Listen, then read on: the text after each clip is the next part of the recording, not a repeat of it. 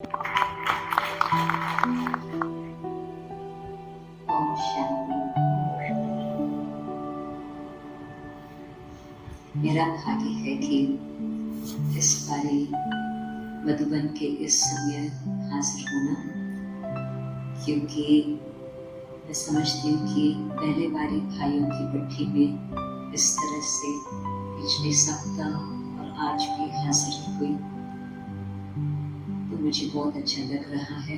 भारत के समर्पित भाई कोने कोने से आकर पहुंचे हैं। कईयों के साथ तो मुलाकात बीच बीच में स्थानांतर होती रही, परंतु सबका संगठन इस तरह से देख करके पांडव सेना कितनी सुंदर बाबा के पास है, वो भी नक्शा देखने को मिल रहा। इस टॉपिक के संबंध से तो जो अष्टावक्र और राजा जनक की कहानी है सभी को याद होगी। तो सारी कहानी तो आप जानते ही हैं, परंतु जब वो राजा को बाहर लेके गए, वो पहले ही कह दिया था कि हाँ, मैं तो भगवान के सामने समर्पित हूँ, सब कुछ मेरा है, उसी का ही है। बाहर गए तो अष्टावक्र कहता है कि जो आपके राज्य में दूर स्थान है, आप वहां पर जाए। तो उसने इशारा दिया कि घोड़ा लेके आओ, वो घोड़े पर चढ़ने लगा। तो वहां पर अष्टावक्र उसको हाथ पकड़ता है, घोड़े को रोकता है और कहता है कि आप किसकी छुट्टी से जा रहे हो? क्योंकि जबकि सब कुछ उसको दे दिया, क्या आपने उसे छुट्टी लेकर के फिर उस घोड़े को बुलाया और फिर उस पर चल रहे हो? तो उसी घड़ी राजा को समझ में आया कि ये मेरी कौन सी गलती थी। तो कहानी का तो भाव, जबकि बाबा को सब कुछ हमने अर्पण कर दिया, हमारा श्वास, हमारा संकल्प, हमारा समय बाबा के लिए है, तो बाबा के श्रीमत के अलावा तो हम उसको कुछ भी तरह से यूज नहीं कर सकते। और जैसे कि जो बाबा कह रही है उसको हम माने और उस अनुसार तनु मन धन तो फर्स्ट स्टेप था, वो तो एक मोटे रूप से हो गया, परंतु फिर जो आगे चल कर ये सूक्ष्म बातें आती है, संकल्प, संयम और शक्ति किस तरह से हम यूज कर रहे हैं, उसमें आती है कि हम क्या बाबा की आज्ञा को समझ करके उसको यूज कर रहे हैं या हम अपनी मनमानी से यूज कर रहे हैं। उस दिन बाबा ने कहा कि जितना आप युक्त रहेंगे उतना बुद्धि और सूक्ष्म होती जाएगी, और सूक्ष्म बुद्धि हर प्रकार की बात को समझ करके फिर सेवा में भी समझदारी आगे बढ़ेगी। मैं समझती हूँ कि इसी टॉपिक के संबंध से ये बात को ध्यान पर रखना बहुत ही आवश्यक है। हमारी बुद्धि किस तरह से काम कर रही है? क्या बुद्धि में पहली बात ये आता कि बाबा क्या कहते हैं? कौन है जो दीदी मन मोहिनी को देखा था?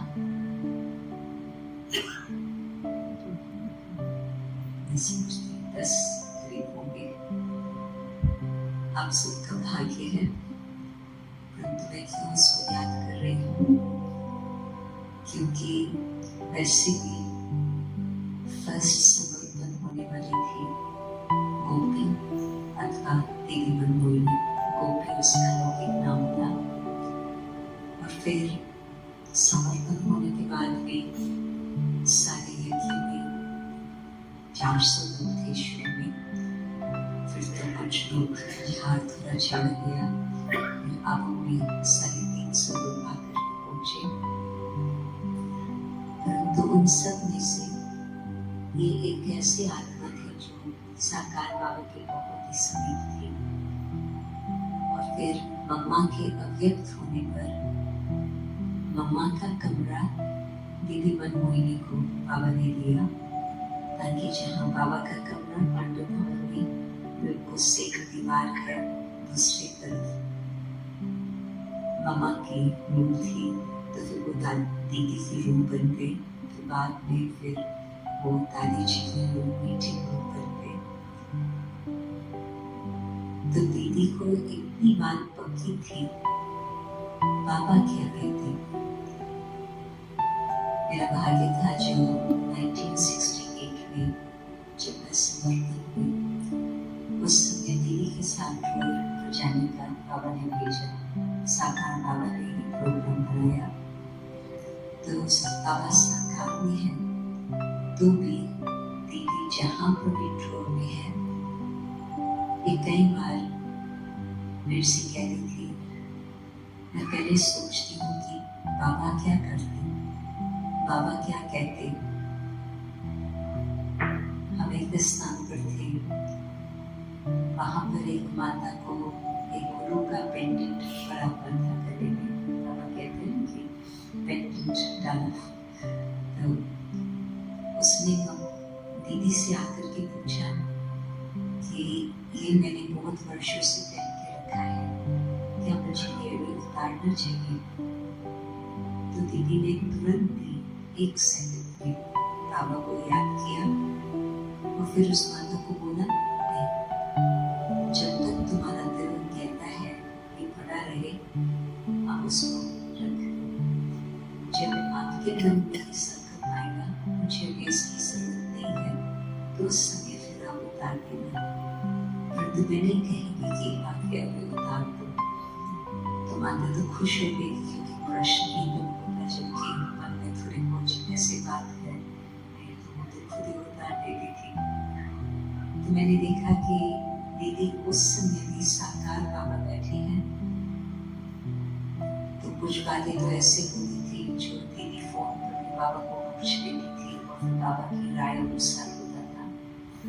परंतु कहाँ कोई बाबा से दोबारा पूछने की जरूरत भी नहीं थी। दीदी को मालूम था कि बाबा का किस प्रकार से संकल्प होगा। तो दीदी ने कहा कि बाबा कभी भी किसी का विश्वास नहीं करते, वो खुद ही अपने आप ज्ञान समझ करके भक्ति की बातों को छोड़कर ज्ञान मार्ग में चले, ठीक है, परंतु वैसे हमने किसी भाव को, भावना को तोड़ सकते हैं। और फिर बाबा के अव्यक्त होने के बाद भी दीदी के साथ बहुत कुछ सीखने को मिला। कई प्रकार के विदेश में खास टूर्स दीदी के साथ किए।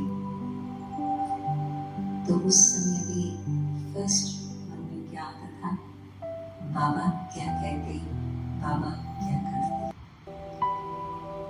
तो जबकि हमारे मन में भी संकल्प चलने से पहले हम ये अपने आप से पूछें, बाबा ने क्या कहा है, बाबा क्या करते। तो फिर आपको तुरंत ही बिल्कुल श्रेष्ठ संकल्प सदा उत्पन्न होते रहे। नेगेटिव संकल्प तो छोड़ो, व्यर्थ संकल्प भी चले जाए, परंतु साथ साथ साधारण संकल्प भी चला जाए। बस इस एक बात को सोचने से, बाबा ने क्या कहा, बाबा क्या करते। क्योंकि ये सब कुछ बाबा की अमानत है। हम बाबा के बने तो न सिर्फ तन से और धन से, परंतु मन से, और मन में किस प्रकार के हमारे संकल्प चल रहे हैं। दीवान आज यदि हमारी चेकिंग होगी तो हमारी स्थिति कितनी ऊंची श्रेष्ठ बन सकेगी। साधारण भी नहीं, क्यों? क्योंकि संकल्प हमारी साधारणता तक पहुंचते हैं तो नीचे आना कोई देरी नहीं, फिर अर्थ भी चलेंगे, हो सकता है नेगेटिव भी आएंगे, और कितना हमारा उसमें टाइम और एनर्जी और शक्ति वेस्ट होती है, हर एक को मालूम है। शुरू होता है संकल्प से, परंतु संकल्पों पर ध्यान है और उसको हम बिल्कुल सीधे लाइन दीजिए कि बाबा ने क्या कहा है, किस लिए मुझे छुट्टी दी है और कौन सी बातें हैं जिसके लिए बाबा ने मना किया है, छुट्टी नहीं दी है। तो यदि मेरी संगत उस तरफ चल पड़ते तो फिर श्रेष्ठ का बनेंगे, बहुत एनर्जी अभी से ही उसमें खर्च होती ही जाएगी। तो ये प्रैक्टिकल बात है। पहले तो संगतों पर इतना ध्यान, और यदि साधारण कोई व्यक्ति है वो तो कभी संगतों पर कुछ ध्यान नहीं देता, परंतु साधारण ब्राह्मण भी है, उसके ऊपर में इतनी रिस्पॉन्सिबिलिटी नहीं है जितने की समर्पित बाबा के बच्चों की। क्यों? क्योंकि वही खिला रहा, वही पिला रहा, वही पालन कहा, वही सब कुछ हमारे लिए कर रहा। एक और हिसाब दादी ने एक बार बताया था, जानकी ने,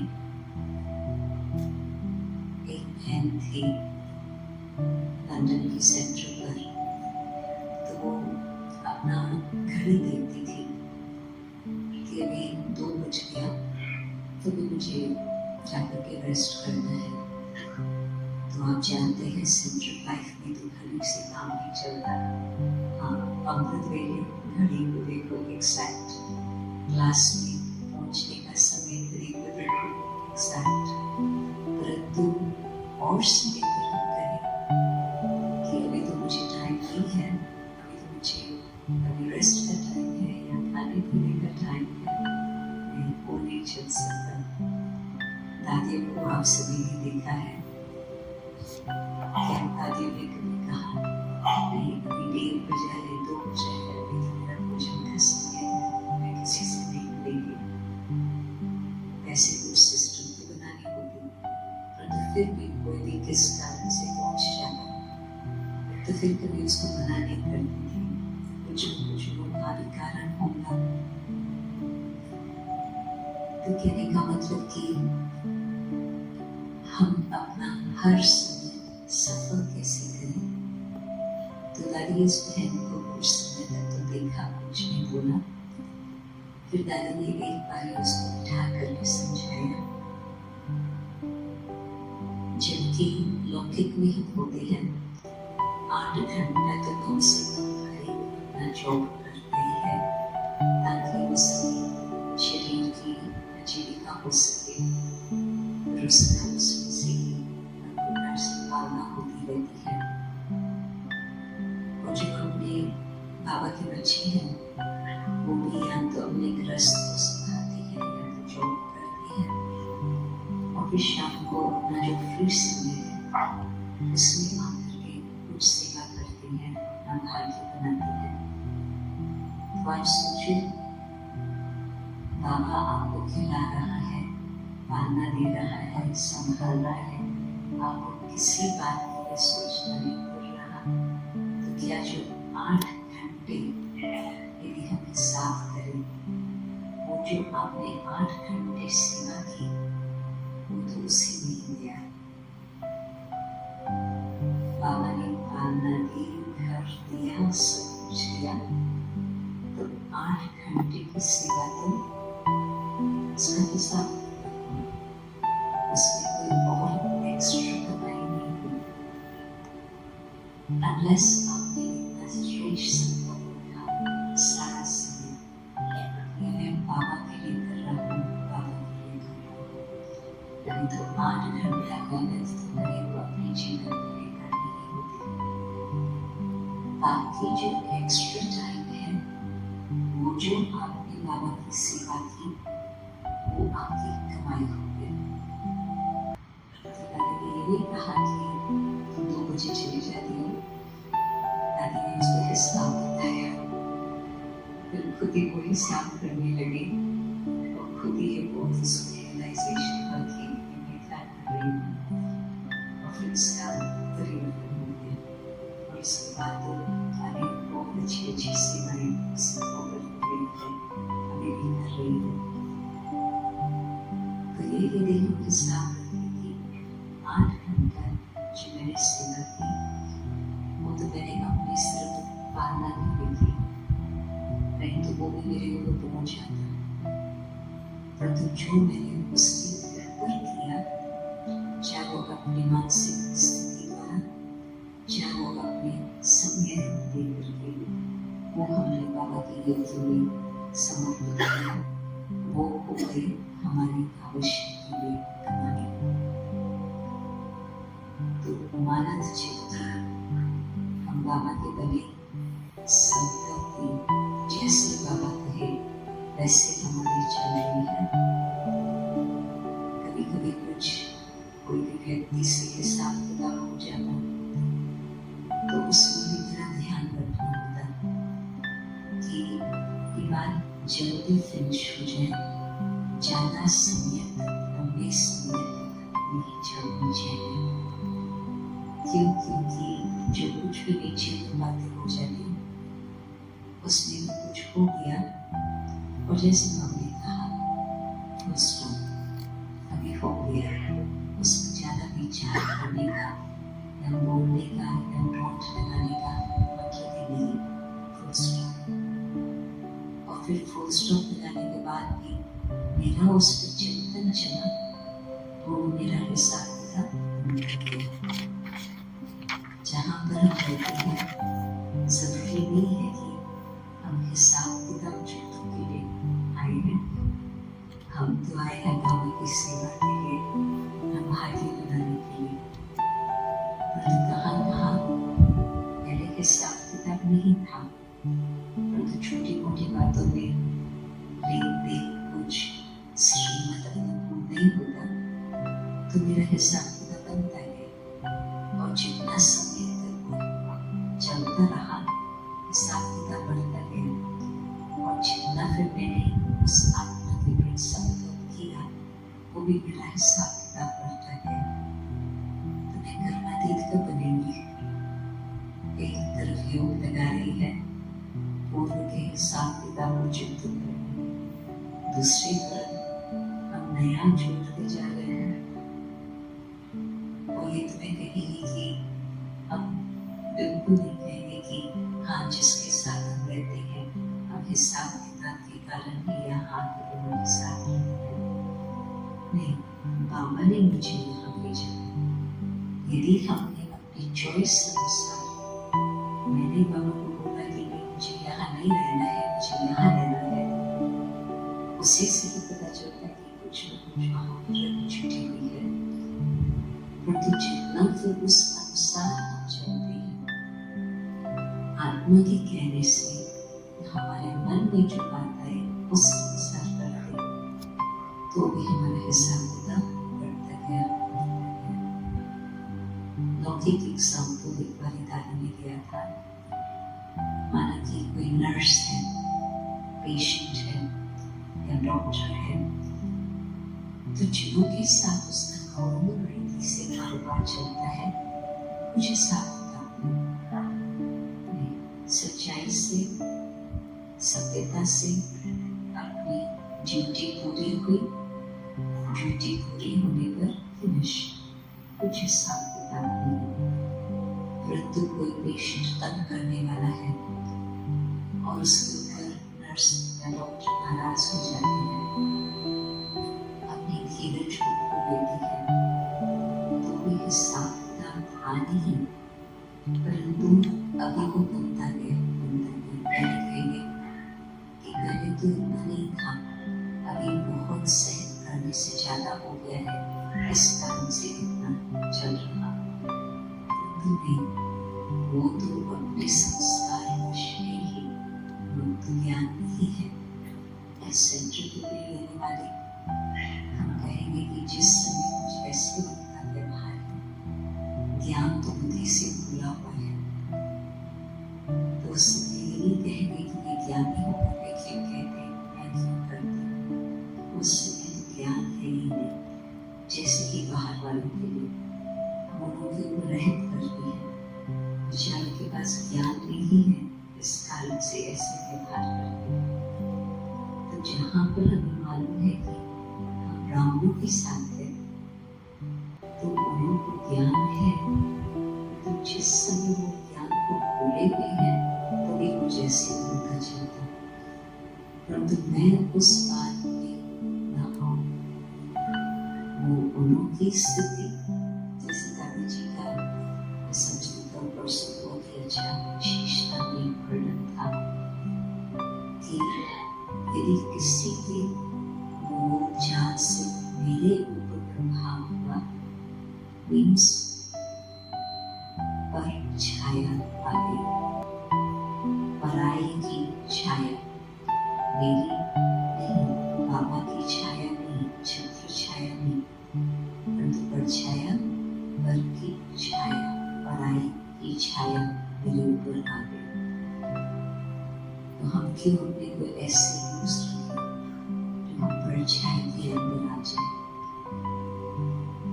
या कभी नर्स पेशेंट का एग्जाम्पल रख देंगे कि अभी पेशेंट अच्छा है, परंतु नर्स को तो सब पेशेंट्स को समानता से ट्रीट करना होता, न कि ये बहुत अच्छा है इस कारण से मेरा ज्यादा ध्यान जाए वहाँ।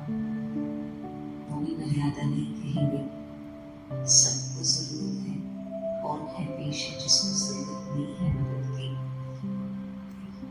तो उसके लिए हमने किया औरों के लिए नहीं किया। इसका मतलब हिसाब किताब बन रहा है और आगे बढ़ता जाएगा यदि हम ध्यान नहीं देते।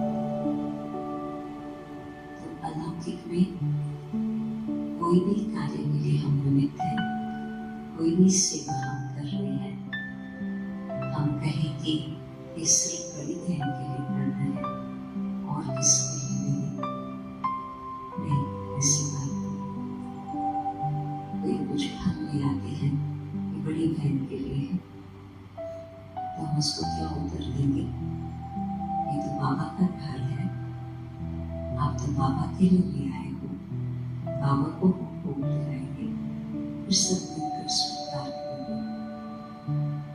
एक तो पर्सनल हिसाब।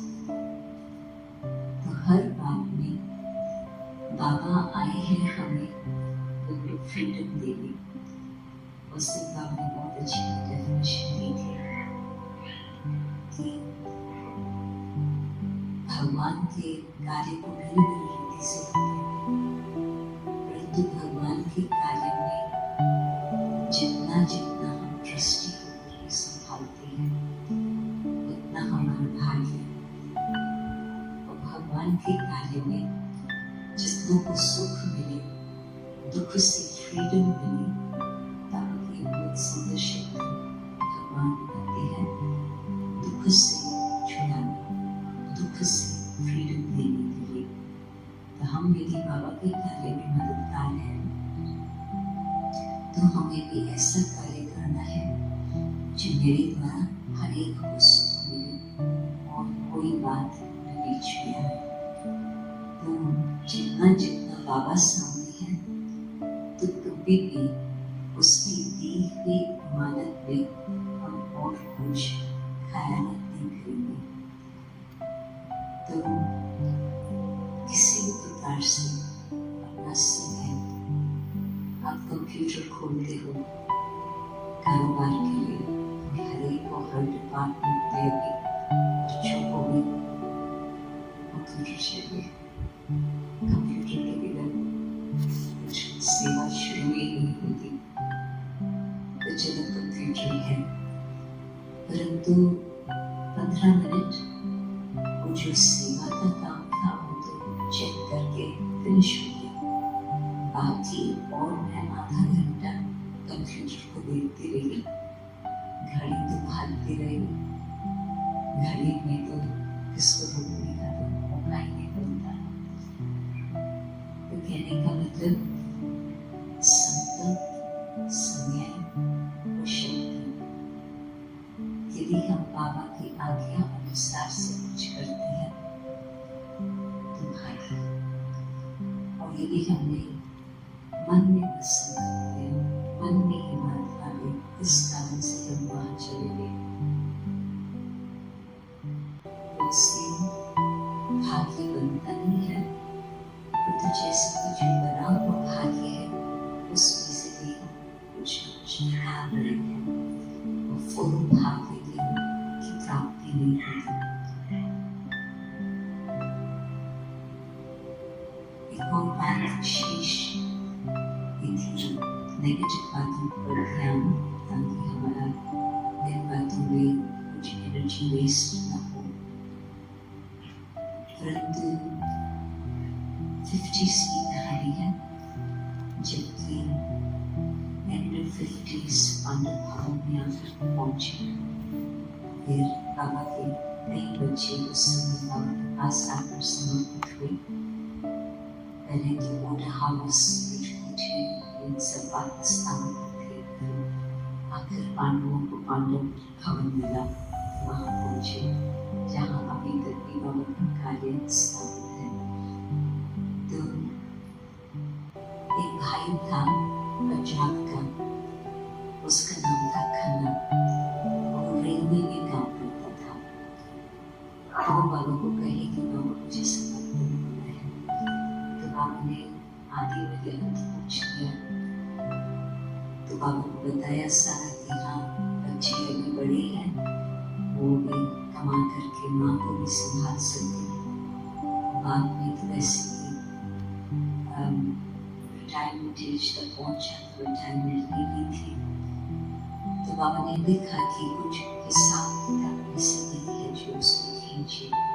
तो यहाँ मधुबन में रहने की मन है, योग्य आत्मा है, तो छुट्टी। तो वो देखता था टाइम टेबल सभी का, किस प्रकार से समय चल रही है। उसने अपने लिए एक इंटरेस्टिंग तरीका निकाला सेवा का।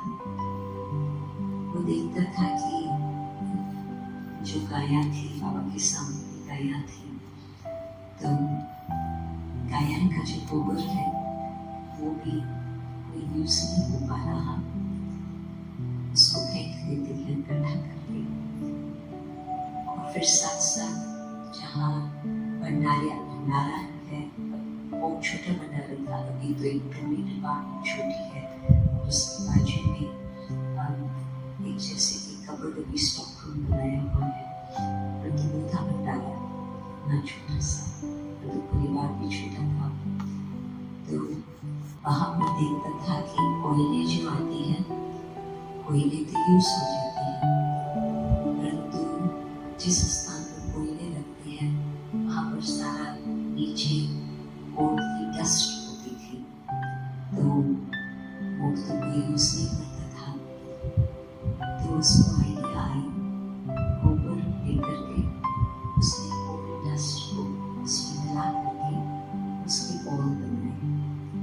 और फिर जो सवेरे गर्म पानी स्नान के लिए चाहिए, तो लोग तो साढ़े 3 बजे उठते, नहीं तो तुरंत ही स्नान करने जाते हैं।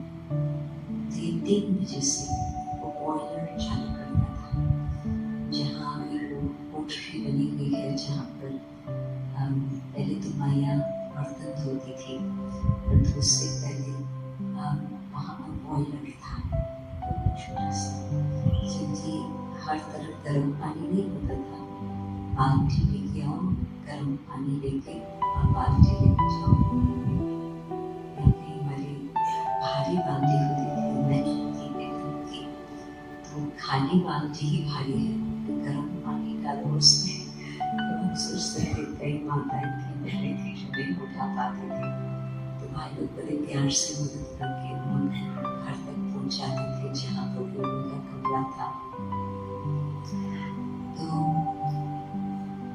इस एक दिन पहले, 2 दिन पहले वो गोबर का बना करके धूप में सुखा लेता था, और फिर 3 बजे आकर के बॉयलर को जलाता था, और यही गोबर का और डस्ट का यूज किया।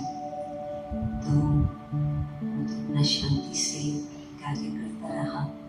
फिर किसी ने साकार बाबा को बताया कि बाबा, आपको मालूम है कि ये कौन सी ड्यूटी करता। तो बाबा कहे कि बच्चे बताओ क्या ड्यूटी करते हो। तो उसने फिर ये सारी कहानी बताई बाबा कि कैसे वेस्ट को उसने बेस्ट करके बना लिया। तो बाबा के दिल से तो उसके फिर बहुत दुआएं की कि इसने यज्ञ की इकोनॉमी कितनी की, यज्ञ की बचत कितनी की। तो आप सोचो कि एक तरफ हम यज्ञ के ट्रस्टीज हैं, ऐसे तो देंगे बाबा के बच्चे कार्य के मालिक है, परंतु साथ साथ लीगल हिसाब से भी हम कहेंगे कि जो भी समर्पित है वो बाबा के यज्ञ के ट्रस्टी है। ऑफिशियल आपको वो ट्रस्टी कहे नाम तो अलग बात है, परंतु रियलिटी में तो ऐसी है, आप सब संभाल लेंगे ट्रस्टी, इसका यज्ञ उसका यज्ञ हम मिलकर संभाल रहे हैं और उससे अपना भी भाग्य बन रहा और अनेक आत्माओं के लिए प्रेरणा को भी निमित्त बनी है। तो यज्ञ की जो कुछ भी चीज है हमारे हाथ में है कि हम उसका अच्छी तरह से प्रयोग करें और सफल करें। तो बाबा कितने न खुश होंगे कि बच्चों ने अपने घर समझ करके ये कार्य किया, किसी के कहने से नहीं, किसी को जाकर बोले भी नहीं, परंतु देख रहा है कि जरूरत है और देख रहा है कि ये सहज साधन हो सकता है जिसमें सबके लिए बचत हो सकती, तो क्यों ना हम वो काम करें। तो यदि मेरे कारण कुछ भी यज्ञ का रिसोर्स वेस्ट जा रहा, उसका बोझ मेरे ऊपर, और यज्ञ का कुछ भी हो और हम उसको अच्छी तरह से सफल करें, कोई भी प्रकार की सेवा में जो भी वहाँ के लोग निमित्त बने हैं, चाहे हॉस्पिटल की सेवा करनी है, चाहे और कुछ सेवा करनी है, परंतु इसी तरह से पहले वो बातचीत करके फिर उसको सफल करने की योजना बनाए। तो आप सोचो कि कमाई किसकी हुई, ऐसे नहीं कि मैंने कुछ वेस्ट किया, परंतु मैंने उसका उपयोग नहीं किया तो वेस्ट है समझो, और उसी चीज को किसी और ने अपना दिमाग लगाकर थोड़ा सा उसमें एनर्जी खर्च करके यज्ञ की रिसोर्सेस को बचाया, तो कितनी हमारी कमाई होगी। और जिन आत्माओं ने यज्ञ को दिया है उन आत्माओं ने कितनी आपको दुआएं दी, क्योंकि जिसने बाबा को दिया, बाबा तो बंधायमान है उसको प्रैक्टिकल में रिटर्न देने का।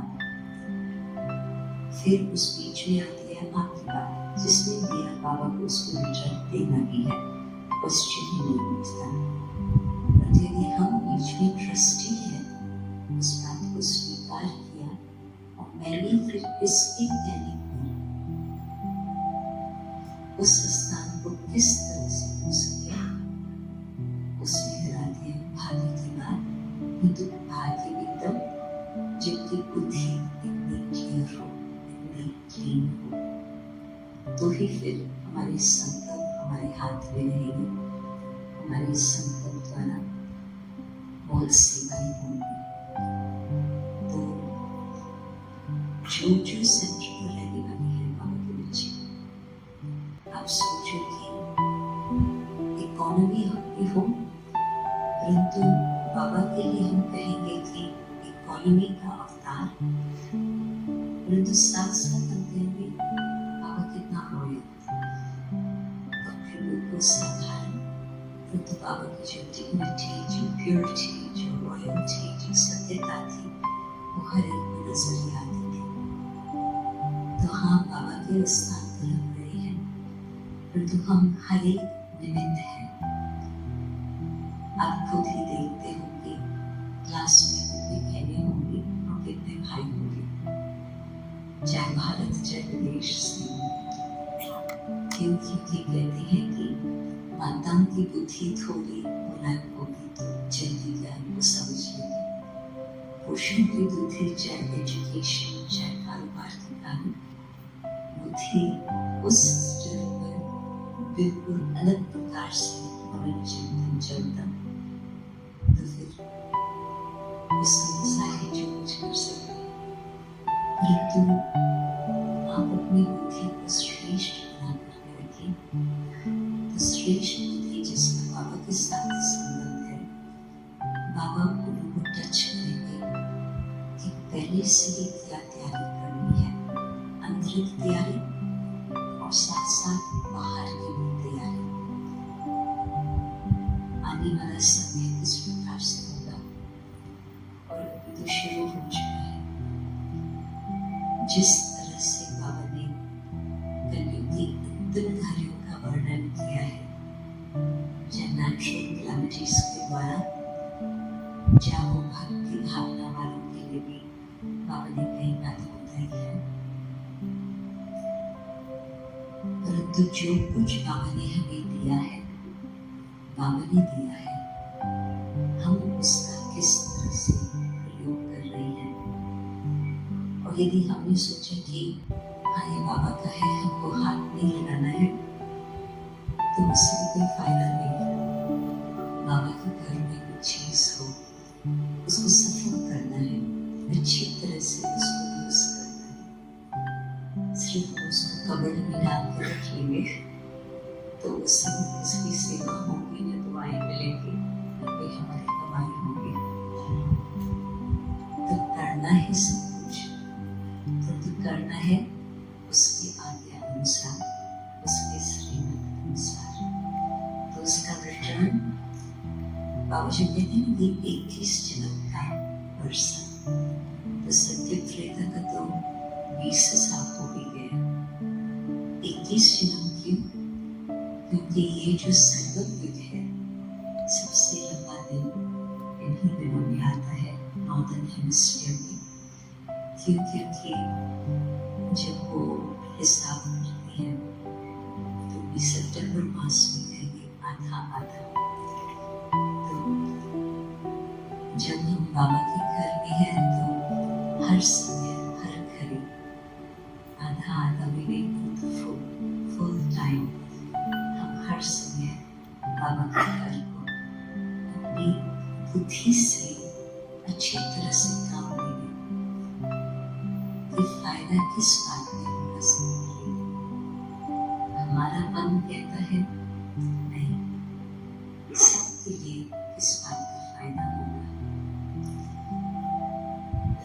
एक भाई है अपने पास वहाँ, तो जब समझते 19 साल की उम्र का था जब बाबा के घर आ गया और समर्पित हो गया, तो अभी उसकी उम्र आ गई है 70 वर्ष की। तो अभी तो पहले जो वो भाग दौड़ करता था, अभी तो ये ठीक है, परंतु एनर्जी लेवल तो फर्क हो जाता है। तो धीरे धीरे औरों को ट्रेन करके वो लोग वो काम जो पहले वो करता था अभी वो दूसरे करते हैं। और तो इसलिए कि ये आराम से बैठकर इसलिए खाए पिए नहीं, इसने अपने लिए दूसरा रास्ता ढूंढ लिया। जो आत्मा कभी बीमार है, उसका कद ऐसे नीचे ऊपर है और सेंट्रल प्रस्ताव हुए 50 ईयर्स से ज़्यादा हो गए। 1971 में स्थापना हुआ था लंदन का सेंटर। जो ओरिजिनल स्टूडेंट्स है कई है जो 50 ईयर्स से ज़्यादा हो गए हैं, तो कई बीमार है, कई बुजुर्ग है, सेंटर पर नहीं आते हैं।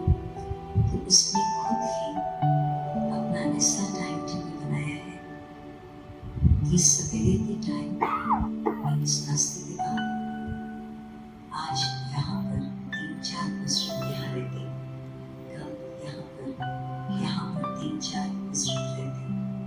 तो एक को विजिट करके बाबा की स्मृति दिलाना और कुछ ज्ञान की पॉइंट्स सुनाना और उनको समाचार का लेन देन करना, ताकि बाबा के घर से संबंध एक समीपता का बना रहे। किसी ने इसको बोला नहीं कि तुम ये करो, जैसे खाना हो, किसी ने बोला नहीं कि तुम ये करो, उसकी बुद्धि ने ही देखा और समझा कि ये आवश्यक बात है। इसी तरह से ये भाई भी किसी ने बोला नहीं कि तुम ये करो, परंतु उसको खुद ही दिमाग चला कि अब जब ये मेरे पास समय है, मैं उसको इस तरह से तो आप लोग भी जहाँ जहाँ आप रहते हो, आप देख लो जरूरत कहाँ है, फायदा अनेकों को किस बात से होगा, फिर आपस में शामिल हो जाओ।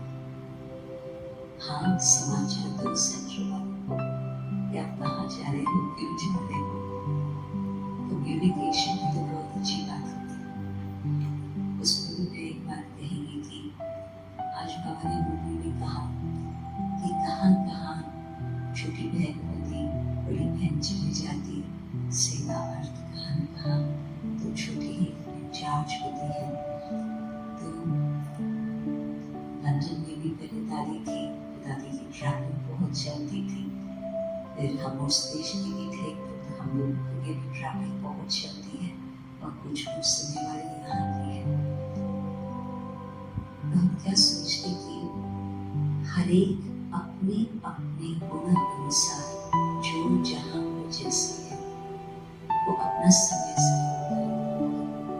और वो खुद हमको आगे बताती है कि हम ऐसे कर सकते हैं, हम इसमें मदद करें। तो उससे क्या होता, बाबा का कार्य भी आगे चलता जा रहा और कहाँ के कोई भी कारण से नहीं जाता। मेरी हाजिरी में मैं कुछ अच्छा काम कर रहा हूँ और आज मैं हूँ, कल के लिए मैं नहीं होगा।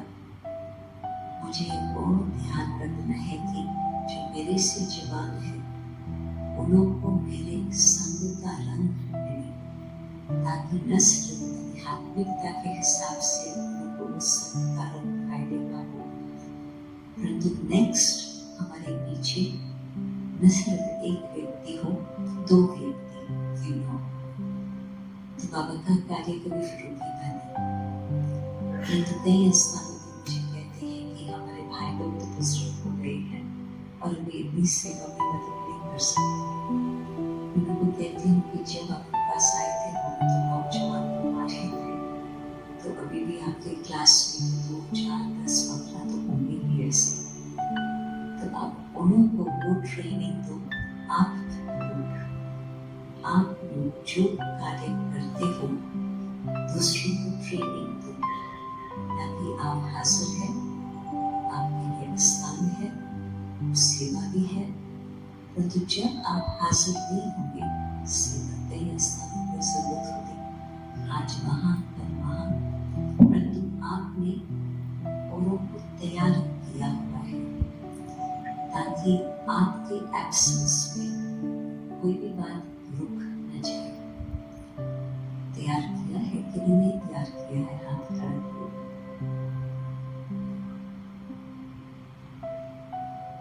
बहुत कम। परंतु बाबा की यज्ञ को संभालने के लिए हर प्रकार से ध्यान बनाना होता। आप सोचो कि लोग हमसे पूछते थे कि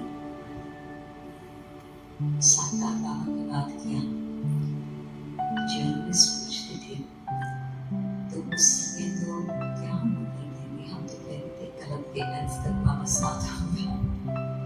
परंतु बाबा जानते थे न सिर्फ 4 वर्ष तक दीदी को अपने साथ रखा, परंतु साथ साथ 4 मास बड़ी दादी को अपने साथ रखा।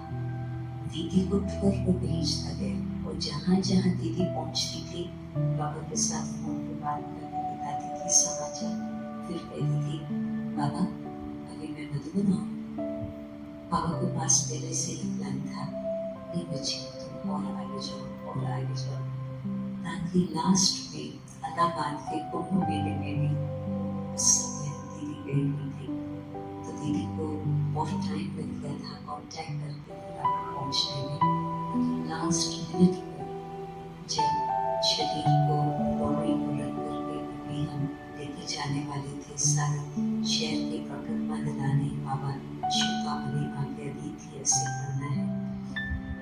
तो अभी भी शरीर को हम उठा करके बाहर रखने वाले हैं। उस दादी गड़बड़ शांत पर दादी और बड़ी दीदी दोनों इकट्ठे आकर के पहुंचे, दोनों इकट्ठे ही ढोल थे।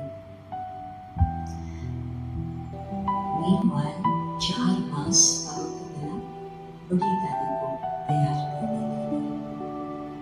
हर प्रकार से लेते थे कारोबार को वो समझ जाए और बाबा की गाइडेंस से कार्य चलता है। और जब दादियाँ चली गई हैं तो सब पूछते थे कैसे चलेगा, तो दादियों ने दीदी को तैयार किया। जो भी दीदियाँ देखेंगे सब कहेंगे फलानी दादी के साथ हमारा बहुत गहरा संबंध था, फलानी दादी के साथ हम बहुत कुछ सीखे। मैं कहेंगी कि मैं 40 वर्ष दादी जानवी के साथ जो एक कमरे में रही, 3:45 बजे भी दादी के हाथ में बोली कुछ पढ़ के फिर क्लास में जाती योग करने जाती थी। लास्ट में भी 10:30 हो जाए, 11:15 हो जाए तो भी हाथ में बोली, ताकि फिर सवेरे योग के लिए भी उधर दादी के पास कुछ मसाला हो और विचार करने के लिए और बाबा को और सही बनाने के लिए। तो कहने का मतलब कि शब्दों में ये बात नहीं कही थी, पर तो प्रैक्टिकली बात होती रही ट्रेनिंग की। तो आप लोग जो कुछ कार्य कर रहे हो, आप नेक्स्ट कौन हो सकता, आप लोग देख लो, बहनों के साथ भी बातचीत कर लो, बुजुर्गों के साथ इस तरह से व्यवहार करो। नहीं तो हम कर रहे हैं बहुत कुछ और हम नहीं हैं। किसके पास कागज होंगे, किसके पास डॉक्यूमेंट्स होंगे, किसके पास कंप्यूटर के पासवर्ड होंगे। तो ये भी आपके समर्पित जीवन अथवा जो इतना अमानत है उसमें कुछ कमी न हो, कुछ नीचे ऊपर बात न हो। मुझे लगता है कि ये भी बहुत जरूरी बात है इसमें। नहीं तो एक चला जाता है, 5 लोग दिमाग लड़ते हैं कि अभी क्या किया जाए, ये सब बातें देखकर। परंतु आपने पहले से ही विशेष ध्यान इस बात को दिया होगा तो कोई कठिन बात नहीं है, इससे हो जाना। तो प्रैक्टिकल हर बात में बाबा क्या कहते, बाबा क्या करते, तो आपको क्लियर पिक्चर आएगी। तो कभी भी मन मत करने चलेंगे और मत करने चलेंगे।